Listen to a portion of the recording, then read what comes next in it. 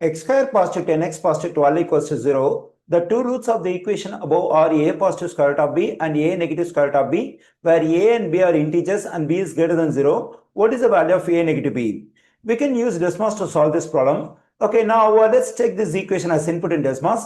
And my aim is not to get the graph of this equation. My aim is to get the values of the constants a and b, so that I can get the value of a and a negative b. In that case, when I take this equation as input in Desmos, instead of x, I have to use x1, and for equal sign, I have to use tilde sign. Okay, now let me take this equation in Desmos. So that is x1 square positive 10 times x1 positive 12, then tilde sign 0. And we know that this one and this one are the two roots of the given equation. That is, they are the values of x.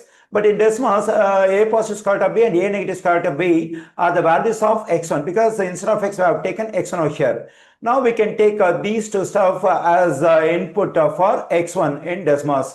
Okay, now let me do it. That is x1 equals to, open the square bracket, take a positive square root of b, comma a negative square root of b.